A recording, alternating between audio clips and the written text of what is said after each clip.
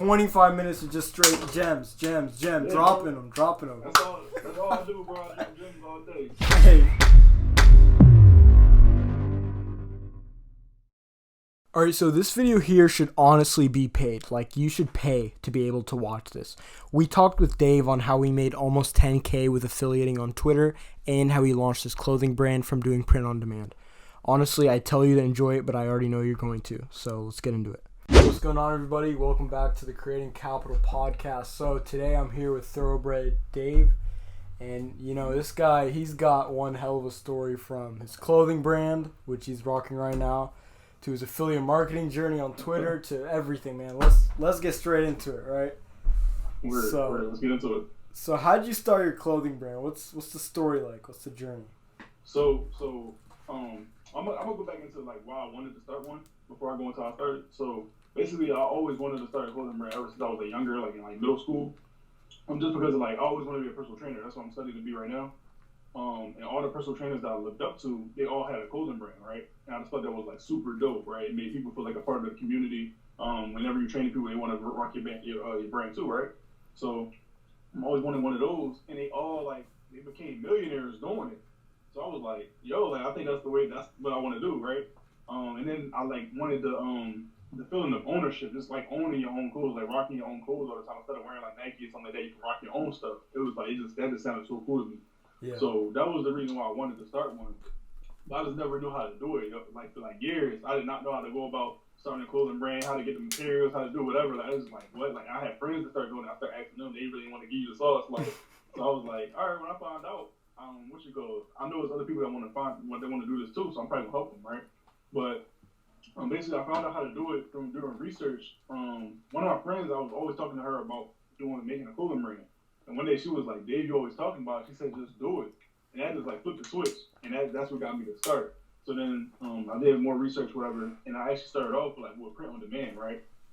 So print on demand is basically you basically make a logo or you get it outsourced or whatever. And that's when you basically can upload it on a site. And a company will actually print it out for you. You feel me? And they'll actually send it out to the customer and stuff like that. And they handle the customer service and all that type of stuff. It's super dope, right? Some different companies is different. Sometimes you gotta handle more, you gotta do more work. But I think it's a dope way to start because you can start it off for free. You feel me? So that's how I started off on a platform called Spring, right? It was called Teespring. They just transformed it into being called Spring. But that's where I started off at. I was with them for a year, and then just recently I switched over and went to the new platform. I made a Shopify store now, which is 10 times harder than using Spring. Creating a Shopify store and all that, and I'm integrated up with multiple different platforms and apps and stuff, and it's doing well. You feel me? That's basically how I got into it. But the meaning behind my brand, we just represent people that's thorough. So thorough is Philly slang for somebody that's real, somebody that's genuine, somebody that's upstanding. And that's when I call it a thorough breed because we believe in if you're gonna do a job, you're gonna do a job right. You feel me? You're gonna be thorough just means that you're complete in every detail, and that's how we would like to do everything. We make sure that our foundation is solid, and we just keep it real with everybody, just stay genuine people. So that's what I want to represent. I feel like this underserved community of people that they like to do a good job and they like to keep it real with people. And I like to give back. I look up to people like Nipsey Hussle and stuff like that. That's why I actually got the idea for the design from his clothing brand. You got the Crenshaw, it say thorough. I like the way that look, right? So this is actually a hat for my brand as well. It's called the TTB, the Thoroughbreed. You feel me? Yeah. Man, we just been scaling up from there. Yeah. So me personally, I've done a little bit of print on demand before, but I really didn't like how you can't customize the samples and your blanks and stuff. So right. That's just me personally. But which way did you go about it? I used I didn't use Teespring. I used Printful. You heard of that? Yeah. Right. Yeah. That's one of the ones I integrated with certain stuff. I don't use everything on Printful because Printful has higher prices. Yeah. I like Printify too. You feel me? Yeah. Then they got another one too, but it's different ones, but those are the main two. But I tell people all the time that you can start a clothing brand any way that you want. That's not really a lot of people think that you slap someone on a shirt and you're gonna be successful just because you slap someone there. You gotta have meaning, right? Your brand gotta have a story. You gotta be able to tell a story and make people feel it for them to actually want to buy it, right? It's people buy off of how they feel, not because of the facts. You feel me? Mm-hmm. They say facts sell, stories sell. You feel me? Like, yeah, they don't buy. People don't buy Gucci T-shirts because they agree with the message it says. They buy it because of the feeling it gives them when they wear it and when other people look at them. And like you see the celebrities and all them other people. That's the one thing I want to talk about too is it's called influencer marketing. Yeah. So if you get people influencers to wear your stuff, like that's why people like to wear Gucci and all that stuff because they see all these people that's like celebrities and stuff, like make a lot of money. They wear this stuff. They're like, oh, I want to be like them. I want to feel like I'm Drake, or I want to feel like I'm Gucci Band or whatever. You know what I'm saying? Like, so it's like they like to wear that stuff just so they can feel like that. It's not because of anything else. Yeah. So how are you gonna grow Thorough? What's your plan? So my plan, well, I actually have a marketing strategy behind me. Like, I basically I tell people that you should create multiple pieces of content in advance because like it's all about content. Like content is king. Like you got to be able to dish out content, and you don't want to just post like one time a day or one time every few days, something like that. Sometimes that's something I struggle with too. Because I'm like a one-man army right now, but you want to create multiple pieces of content. So, because like if you ever look at your analytics, whatever, they tell you when the best time is to post. Like, and sometimes if you post one time a day, like somebody that only check their Instagram once a day, if they don't look at their Instagram at the time that you posted it, they probably not gonna see it. You feel me? So if you post like 3 times a day, you probably going get the certain people that's in the morning and the people that check their phones in like the middle of the day, and you got the people that check them at nighttime too. You post at those 3 times, you got more of a chance of being seen, right? So that's one way of actually getting people to see your stuff, and then having a hashtag strategy, like just going at the hashtags in your niche. You feel me? Like people that's in the clothing, men's fashion, women's fashion, Nike, like you use that. Then you got like comment on 50 plus big pages in your niche. This works with anything, not just clothing. You feel me? So if you comment on bigger pages that's into like what you're into, they're 9 out of 10 their following is basically gonna be into what you're into as well, or what you're trying to promote. So if you comment on their pages, so their following is gonna look into the comments. So then they see you, they probably click, they might whatever you commented, if it's interesting enough, you put some value or something and made them interested enough to click on your profile and they like it, they're gonna follow you, right? Or they're probably gonna hit your website. They might be a new customer or something like that. So you comment on 50 plus pages every single day, and boom. That's one way to get your name out there. Then I say research influencers for paid promotion. Like don't sleep on that. Like we just talked about influencer marketing. If you can hit up like they say that you should have like one person that's working for you or yourself hitting up like 20 influencers every hour. You feel me? Just like reaching out with like probably a copy and paste message or something that's like real specific towards them. If you can reach out to them and like tell them that you want to work with them, have them wear your clothes and stuff like that, they might do it. Everybody's not gonna respond. It's like a numbers game. So when the people that do, you work with them, you get your name out there. That's how you might wind up seeing Thorough one day on Meek Mill or something like that. He's from Philly. So yeah, and something else I noticed. I did a lot of influencer outreach on Instagram. Now, one thing that I did that got me the fastest open rates and respond rates ever is sending voice messages. Just voice messages, sure. You know? Right. Because they can preview it. You know? Right. Yeah, they know that it's real. It's legit. Like, it's not like something crazy. But then another way to make sure that they know that you're real is if you have a message that's directly for them. So I was watching a podcast earlier about this other guy that has a clothing brand. He was like, it's called Support Black Colleges.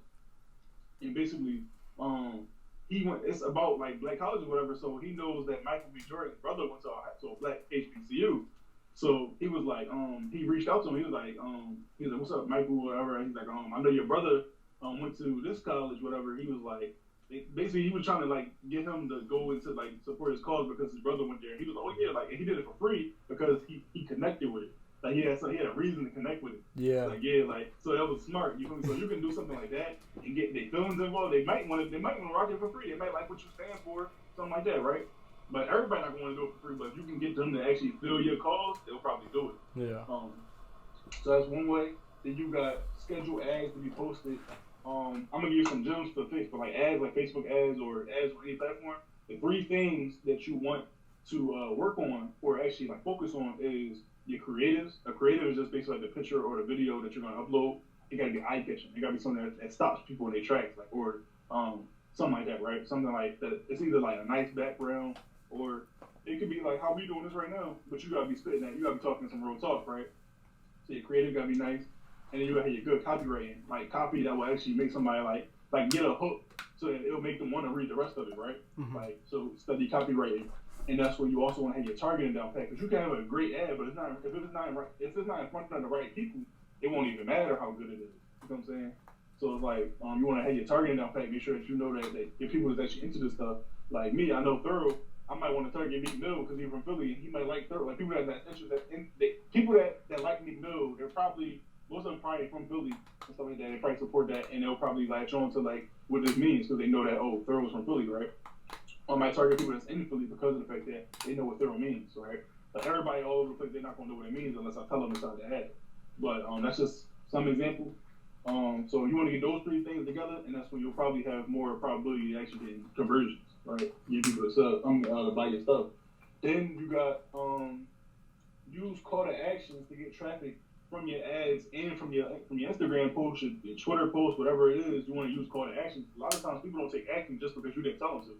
Like, so you tell them to like the picture or to share it or to click link in your bio, this and the third. They want this and the third. Like, they'll probably be.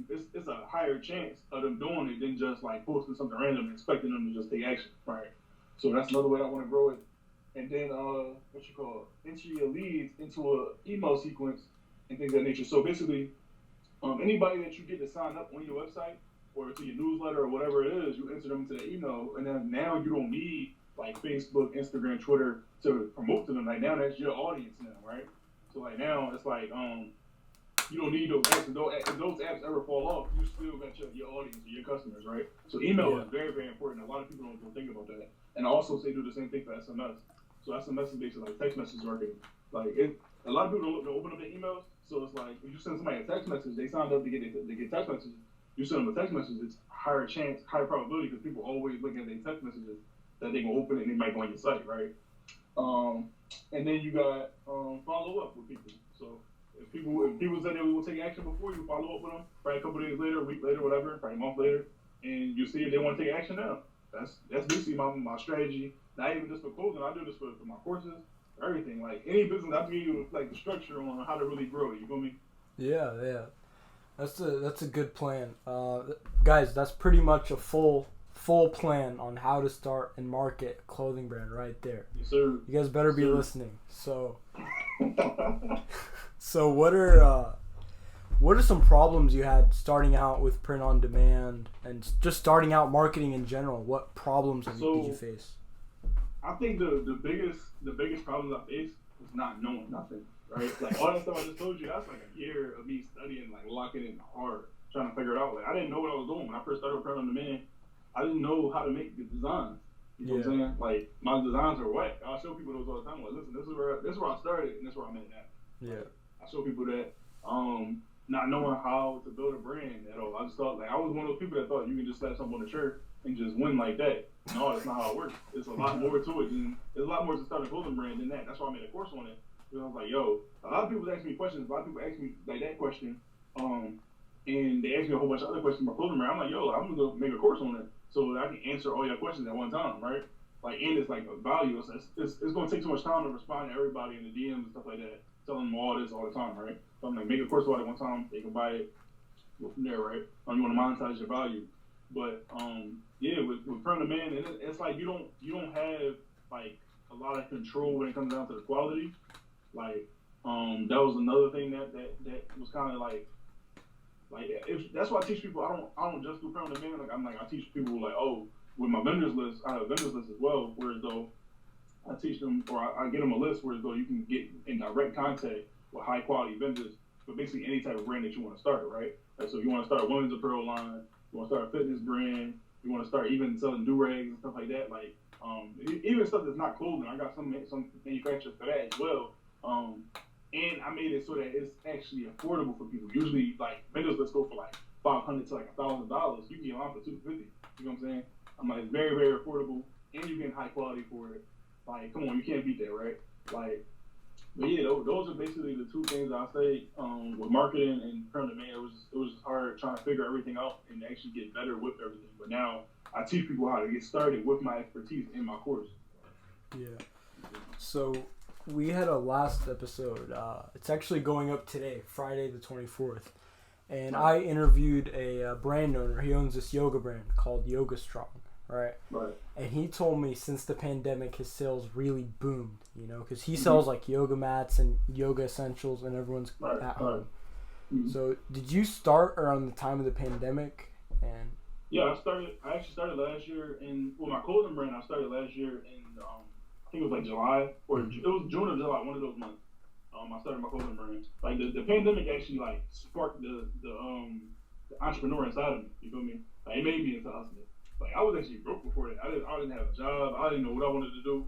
But yeah, so I actually became an entrepreneur, but like during the pandemic. That's what made me like really go hard with it. You know what I'm saying? it's not a pandemic then; it's a bandemic.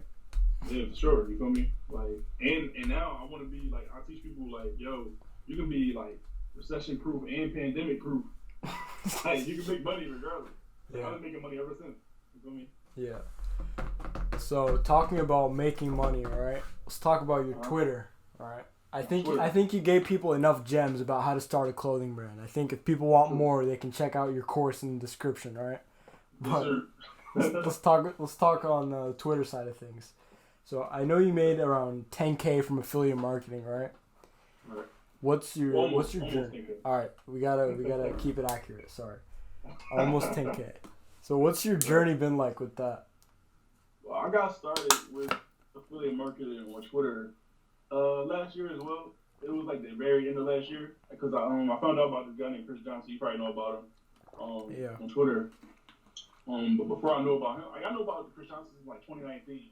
Like my cousin told me about him, but when I looked at his page, I didn't know what he was talking about. Like all I see was all this stuff about stocks and this, that, and third. I'm like, I don't know how to read the stock market. Like I didn't know nothing about this, so I just like never really paid him no mind until like last year. I started paying attention to him last year, and that's when like towards the end of the year, like I wanted to become an affiliate for him because I seen they had the program. I read what affiliate was and all that, and I started off my entrepreneur journey in network marketing. Actually, that's where I started. And that's when I started my clothing brand after that. But so since I knew about network marketing, he started talking about affiliate marketing. I kind of already knew what affiliate marketing was. So when he said that he was starting an affiliate program, like I was like, all right, bet. So I actually DM'd him before he actually like fully launched it. I was like, can I be one of the affiliates? He was like, I'm not like accepting those right now. Like you feel me? So then once he launched it, I became one of his affiliates, and I was selling his courses. I was like probably one of the first people to start selling his courses, and I was making like a couple like. I think my first check was like $70 or something like that. But I didn't really know what I was doing with affiliate marketing. But then this one guy, Brick Gems, I think you had an interview with him, right? Yeah, Rio. So Brick Gems, Rio, he DM'd me one day. He always say that I change people's lives in the DM. So like he DM'd me out of nowhere one day, and he said, I see you already affiliate for Chris Johnson. So here's some more affiliate resources. Boom, send me Checkmate affiliate marketing. Boom, send me Twitter Cash Machine, and he sent me what's that thing called? Affiliate Grandmaster. He sent me all three of those. And then from there, I think I asked him one question. He broke that down for me. After that, I bought all three of them, right? So he just made it come up off me. But like from there, I basically took the courses, and one course, Checkmate Affiliate Marketing, was like, yo, after this course, you'll be able to make $250 a week from affiliate marketing. I was all right, bet. So I took the course. I started applying it, made $250. My first check was $249.99. Like I was like, yo, that's crazy. Yeah. Like, you feel me? So then after that, I took that was before then I actually went ahead and I did the Twitter Cash Machine, and that one taught you more about how they go into the DMs and stuff. Like so that I wanted DMs and stuff, got better with that. That's where most of the sales came from. So then my sales even skyrocketed. I went from making like $250 to making like $500 a week. You feel me? Like. And then from there, I was in affiliate Grandmasters. They had there's like the extra sauce, like teaching you what works and what don't work, and this, that, and third. So I was using that to my advantage. From there, my sales, they went even crazier, and they became more consistent. And then from there, like Rio actually dropped a course on his strategy that was basically like Twitter Cash Machine and Checkmate Affiliate Marketing. And he's basically like the moderator, or one of the moderators inside affiliate Grandmaster. So all of his strategies that works, he made like what, 20K or something already from affiliate marketing. He made his course and just teaches you everything. So that made it go even crazier from there, right? So shout out to my Thorough family because we all doing stuff, right? Rio, you got my man Wealth Gathers, you got I think his name is like Edgar. His name was Edgar Allan Doe. Like, he make a lot of money. Yeah. Wealth Gatherers was on the show too. He was. That's my guy. You feel me? Go follow him if y'all don't. But what you go? Just my whole Thorough family, FBA investor. Like, I got people in my group, and we call it the Thorough family. Everybody's just keeping it real and just helping people make money different ways and stuff like that. But yeah, so basically with affiliate marketing, after those courses, that's when it really took off with me, and I've been really consistent ever since. And then I actually wanted to make my own course on how to start a clothing brand, the vendors list, stuff like that. Like, and I plan on making a few more courses and adding more to the one that I already had. Yeah. So I got a question for you about affiliate marketing on Twitter, right? Mm-hmm. Is it better to like spam affiliate links under all your tweets, or is it better to go in the DM? It's better going in the DM. Most sales are made in the DM. But I always tell people, don't give somebody a bottle of water until you know that they're thirsty. You feel me? So like you ask questions. You see like what they pain points are. What do they want? What's their goals? Like, don't just shove a link to them. You know what I mean? Like, 'cause that's not gonna make you no money. Like, and it might be a little bit slower than how you want. You might just want to send somebody a link, but then they know that you're all about the money, right? Like, so you want to engage with people, talk to people. That's how you grow your following too. And people that actually like a genuine following is better than just people that just follow you just cause. Like, unless you make really good content, people really just genuinely like what you put out, right? Like, make connections, network in the DMs, because that's where like people might, even if you don't make the sale right then and there, you might make it like if you make a genuine connection in the DM, then that's when eventually when they see you promote your link and stuff like that, because it's you and they know that you're cool, they're probably gonna buy it from you. Feel me? So that's how that works. I believe that the DM is where the magic happens, basically. And you don't want to really just spam your links because they're gonna look at you like a spam, or like you like a what you call, you can't be trusted, basically, right? So I say, like, just give value more than you try to take from people. You know what I'm saying? So like, make quality content, and every now and then drop your link. Like, teach people like, oh, you be able to do this and that with affiliate marketing. Be genuine, be real with it. That's what my brand is about, right? Being real. So you be real with it, and then you drop that off every now and then, and you make your money. Yeah, you know, I had a guy in my DMs. He DM'd me saying, "Hey, I see your affiliate marketing. Let's talk. Let's connect." And I said, "Hey."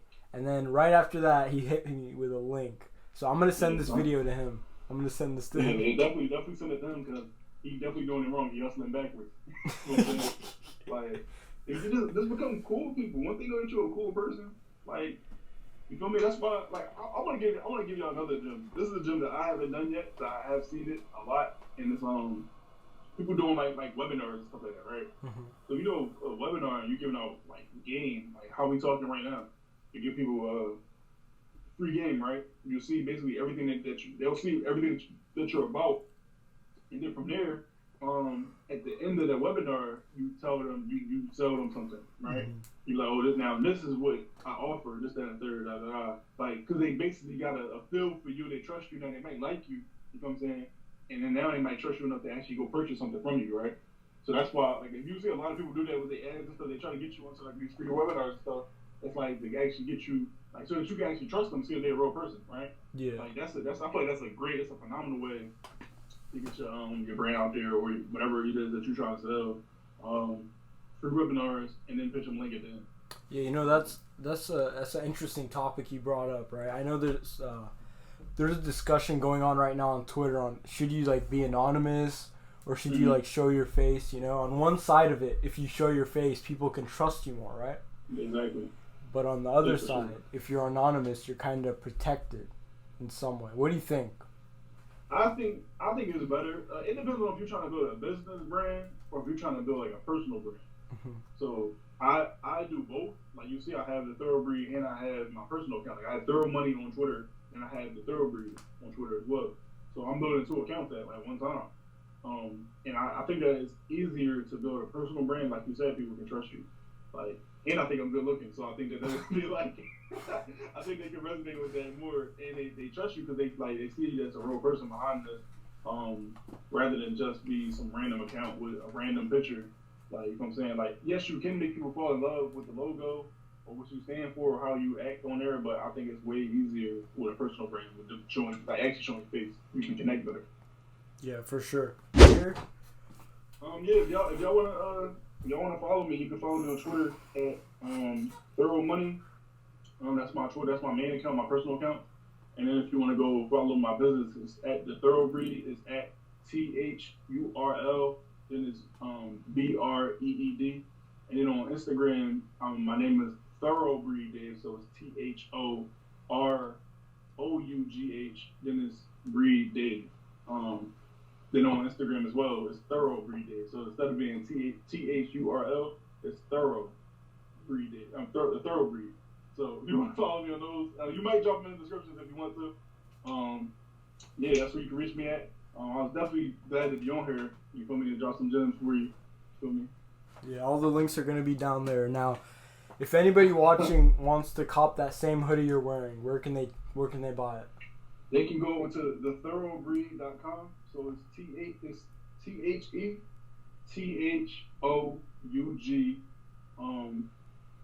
I think I spelled it wrong. It's TheThoroughBreed.com. Or you can just follow me and then click the link in my bio.